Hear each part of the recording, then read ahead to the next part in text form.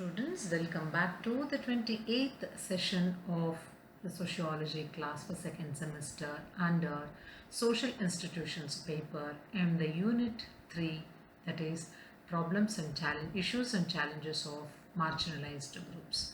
Today we are going to talk about Narayana Guru, Sri Narayana Guru's role in uplifting the untouchables. This content has been created by Sunil K, who is working as assistant professor and heading the Department of Sociology at Government College Women, Kolar.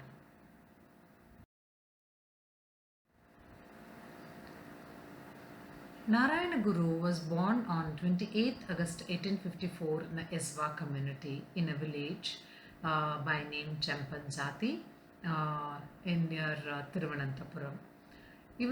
ಇವರ ತಂದೆ ಮದನ್ ಹಸನ್ ಮತ್ತು ತಾಯಿ ಪುಟ್ಟಿಯಮ್ಮ. ಬಹಳ ಚಿಕ್ಕ ವಯಸ್ಸಿನಿಂದಲೇ ಇವರು ಸಾಮಾಜಿಕ ಸಮಾನತೆ, ಸಾಮಾಜಿಕ ಧಾರ್ಮಿಕ ಸುಧಾರಣೆ ಈ ರೀತಿಯ ವಿಚಾರಗಳಿಂದ ಮತ್ತು ವೇದಾಂತ ಇವೆಲ್ಲವುಗಳಿಂದ ಬಹಳ ಪ್ರಭಾವಿತರಾಗಿ ಅವರು ಸಂಸ್ಕೃತ ಮತ್ತು ಯೋಗವನ್ನು ಸಹ ಕಲಿತಾ ಬರ್ತಾರೆ. Since early age, during his childhood it self, he was very much influenced by Vedanta, by the ideas of social equality, socio-religious reforms, etc. So he learned Sanskrit and yoga. Narayan Guru is considered as one of the greatest philosophers, poet, saint and social reformer of Kerala. Narayana Guru ಅವರನ್ನು ಕೇರಳದ ಶ್ರೇಷ್ಠ ದಾರ್ಶನಿಕರಲ್ಲಿ ಒಬ್ಬರು, ಕವಿ, ಸಂತ ಮತ್ತು ಸಾಮಾಜಿಕ ಸುಧಾರಕರು ಅಂತ ಸಹ ಇವತ್ತಿಗೂ ಸಹ ಕರೆಯಬಹುದು. He was a tireless crusader of social inequality and fought against discrimination. He stood for the downtrodden and the oppressed because he himself experienced all these things. ಅವರು ಸಾಮಾಜಿಕ ಸಮಾನತೆ ಗಾಗಿ ಹೋರಾಟವನ್ನು ಮಾಡಿದಂಥವರು, ತಾರತಮ್ಯದ ವಿರುದ್ಧ ಹೋರಾಡಿದಂಥವರು, ದೀನದಲಿತರಿಗೆ ಮತ್ತು ತುಳಿತಕ್ಕೆ ಒಳಗಾದವರಿಗೆ ಅವರ ಪರವಾಗಿ ನಿಂತಂಥವರು Sri Narayana ಗುರುರವರು. He met great visionaries of his time like Sri Ramana Maharshi, Rabindranath Tagore and Mahatma Gandhi ji. He was very much influenced by all these people. ಅವರು ರಮಣ ಮಹರ್ಷಿ, ರವೀಂದ್ರನಾಥ ಟ್ಯಾಗೋರ್, ಗಾಂಧೀಜಿ ಅಂತಹ ಮಹಾನ್ ದಾರ್ಶನಿಕರನ್ನು ಭೇಟಿಯಾಗಿದ ನಂತರದಲ್ಲಿ ಇನ್ನೂ ಹೆಚ್ಚಿನ ಒಂದು ಪ್ರಭಾವಕ್ಕೆ ಒಳಗಾಗಿ ಬೇರೆ ಬೇರೆ ರೀತಿಯ ಚಿಂತನೆಯನ್ನು ಅವರು ಪಡ್ಕೊಳ್ಳೋದಕ್ಕೆ ಸಾಧ್ಯ ಆಗ್ತಾ ಬಂತು. Narayan Guru was a practical philosopher and had a great vision for life. ಇವರು ಪ್ರಾಯೋಗಿಕ ದಾರ್ಶನಿಕರಾಗಿದ್ದರು ಮತ್ತು ಭವಿಷ್ಯದ ಜೀವನಕ್ಕೆ ಉತ್ತಮವಾದಂತಹ ದೂರದೃಷ್ಟಿಯನ್ನು ಹೊಂದಿದ್ದವರಾಗಿದ್ದರು. ಹಾಗಾಗಿಯೇ ಅನೇಕ ರೀತಿಯ ಧಾರ್ಮಿಕ ಸಾಮಾಜಿಕ ಸುಧಾರಣೆಗಳನ್ನು ತರೋದರಲ್ಲಿ ತಮಗೆ ಎಷ್ಟು ಸಾಧ್ಯವೋ ಅಷ್ಟು ರೀತಿಯಾದಂತಹ ಒಂದು ರೋಲನ್ನು ಅವರು ಪ್ಲೇ ಮಾಡಿರುವಂಥದ್ದನ್ನು ನಾವು ಇಲ್ಲಿ ತಿಳ್ಕೊಳ್ತಾ ಬರಬಹುದು. Narayan Guru questioned the foundation of Hindu orthodoxy by questioning the practice of untouchability. ಅಸ್ಪೃಶ್ಯತೆಯ ಒಂದು ಅಡಿಪಾಯವನ್ನು ಅಥವಾ ಪ್ರಾಕ್ಟೀಸನ್ನು ಪ್ರಶ್ನೆ ಮಾಡ್ತಾ ಹಿಂದೂ ಧರ್ಮದ ಅಥವಾ ಸಾಂಪ್ರದಾಯಿಕದ ಅಡಿಪಾಯವನ್ನೇ ಇವರು ಪ್ರಶ್ನೆ ಮಾಡ್ತಾ ಬರ್ತಾರೆ. Y these practices are being performed. He undertook various social reforms like opposing the practice of untouchability and he also started bringing up educational institutions or establishing educational institutions and talking about the real intention of temples, etc. etc. ಕೇರಳದಲ್ಲಿ ಅಸ್ಪೃಶ್ಯತೆಯನ್ನು ವಿರೋಧಿಸುವಂತಹ ಅನೇಕ ಸಾಮಾಜಿಕ ಸುಧಾರಣಾ ಕಾರ್ಯಗಳನ್ನು ಅವರು ಅಲ್ಲಿ ಕೈಗೊಳ್ತಾ ಬರುವಂಥದ್ದನ್ನು ನಾವು ಈ ಸಂದರ್ಭದಲ್ಲಿ ನೆನಪಿಸ್ಕೊಳ್ತಾ ಬರಬಹುದು. In Kerala, there were many untouchable groups or communities such as Choras, Chokans, Chogon, Thiyars, Thiyar, Erva, Izava, etc. Narayan Guru faced most of the social injustices in the caste-ridden society of Kerala. From his childhood, he was experiencing all these the inhuman practices. Thereby he started questioning the entire system and then he wanted to bring some social, religious, educational reforms in the society. Thereby he started working once he made up his mind. Narayan ಗುರುರವರು ಕೇರಳದ ಜಾತಿ ಪೀಡಿತ ಸಮಾಜದಲ್ಲಿ ಹೆಚ್ಚು ಹೆಚ್ಚು ಸಾಮಾಜಿಕ ಅನ್ಯಾಯಕ್ಕೆ ಒಳಗಾದವರು ಇವರು. ಯಾಕೆಂದರೆ ಇವರು ಎಜವಾ ಕಮ್ಯುನಿಟಿಯಿಂದ ಬಂದಂಥವರಾಗಿದ್ದರು. ಹಾಗಾಗಿನೇ ಇವರು ಅನುಭವಿಸಿದಂತಹ ನೋವುಗಳನ್ನು ಮುಂದಿನ ಜನ್ರೇಷನ್ ಅವರು ಅನುಭವಿಸಬಾರದು ಅನ್ನುವಂತಹ ಒಂದು ಕಾರಣಕ್ಕಾಗಿಯೇ ಸಾಮಾಜಿಕ, ಧಾರ್ಮಿಕ, ಶೈಕ್ಷಣಿಕ ಸುಧಾರಣೆಗಳನ್ನು ಮಾಡುವತ್ತ ತಮ್ಮನ್ನು ತಾವು ತೊಡಗಿಸಿಕೊಂಡಿರುವಂಥದ್ದನ್ನು ನಾವು ಈ ಸಂದರ್ಭದಲ್ಲಿ ನೆನಪಿಸ್ಕೊಳ್ತಾ ಬರಬಹುದು. He led a reform movement and rejected casteism, promoted new values of spiritual freedom and social inequality. ಸುಧಾರಣಾ ಆಂದೋಲನಗಳನ್ನು ಅವರು ಮುನ್ನಡೆಸ್ತಾ ಬಂದರು. ಅವರು ಲೀಡರ್ಶಿಪ್ಪನ್ನು ಮಾಡ್ಕೊಳ್ತಾ ಬಂದರು. ಜಾತಿವಾದವನ್ನು ಅವರು ಅನೇಕ ಸಂದರ್ಭಗಳಲ್ಲಿ ಅವರು ತಿರಸ್ಕಾರ ಮಾಡ್ತಾ ಬಂದರು. ಆಧ್ಯಾತ್ಮಿಕ ಸ್ವಾತಂತ್ರ್ಯ ಮತ್ತು ಸಾಮಾಜಿಕ ಸಮಾನತೆಯ ಹೊಸದಾದಂತಹ ಮೌಲ್ಯಗಳನ್ನು ಹೊಸದಾದ ರೀತಿಯಲ್ಲಿ ಉತ್ತೇಜನ ಮಾಡ್ತಾ ಬಂದರು.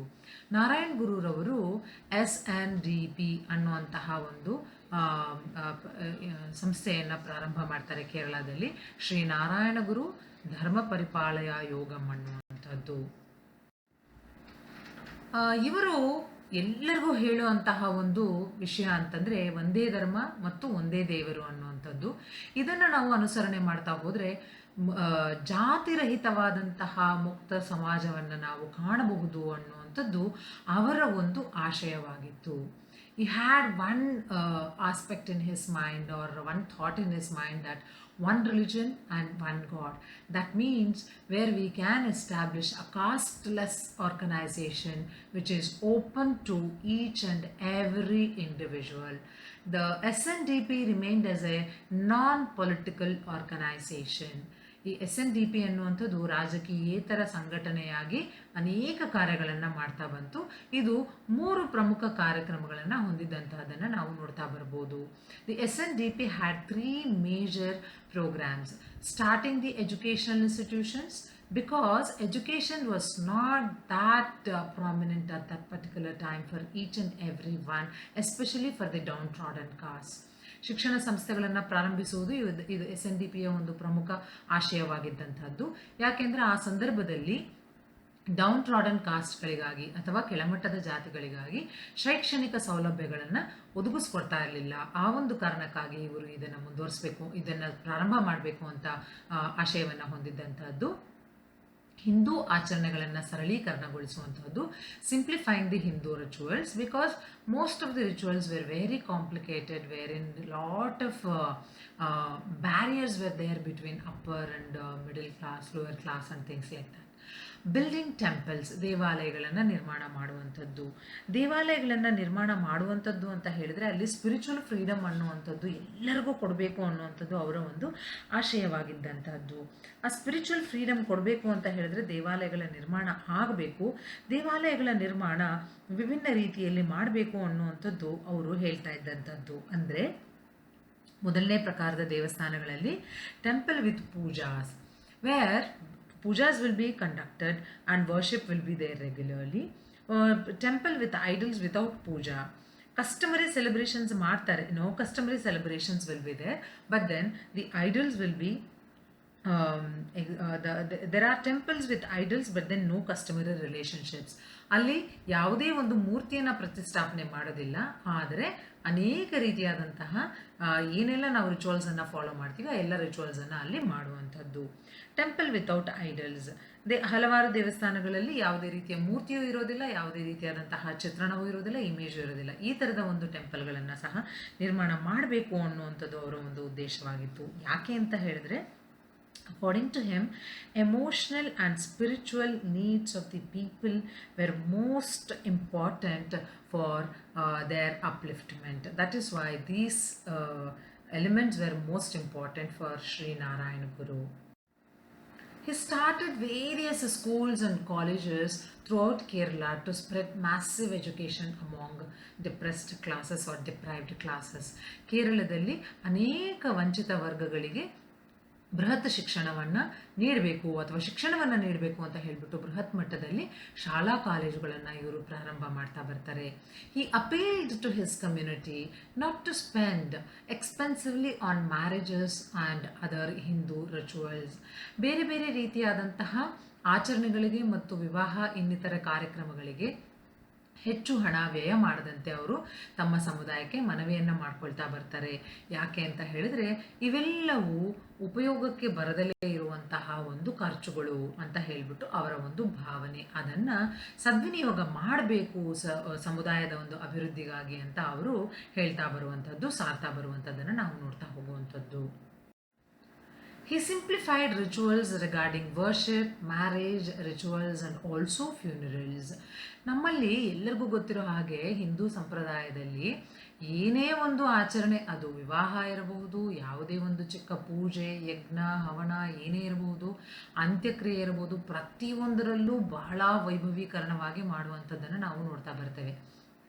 ಈ ಎಲ್ಲ ರೀತಿಯ ಆಚರಣೆಗಳನ್ನು ಅವರು ಸರಳೀಕರಣಗೊಳಿಸುವಂಥದ್ದನ್ನು ನಾವು ಈ ಸಂದರ್ಭದಲ್ಲಿ ನೆನೆಸ್ಕೊಳ್ತಾ ಬರಬಹುದು.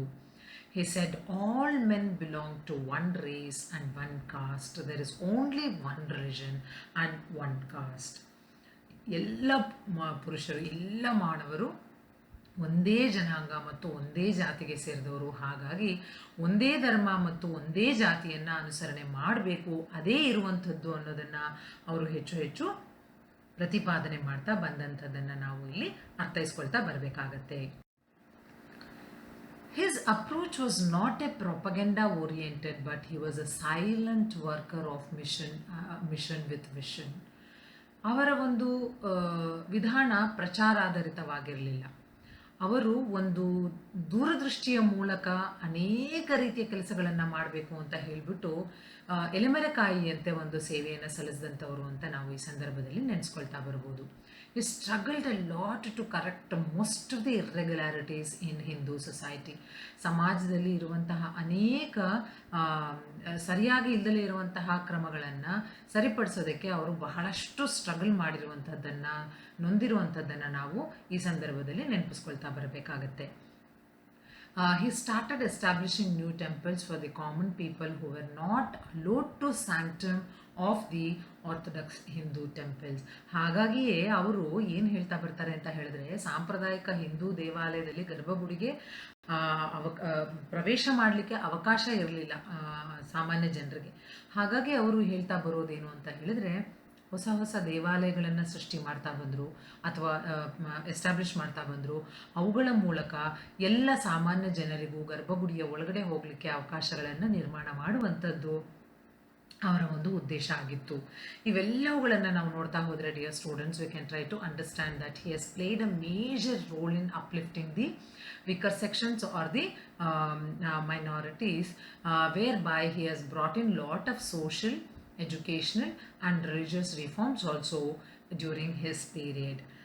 In the next class we shall talk about one more aspect related to this topic. Thank you.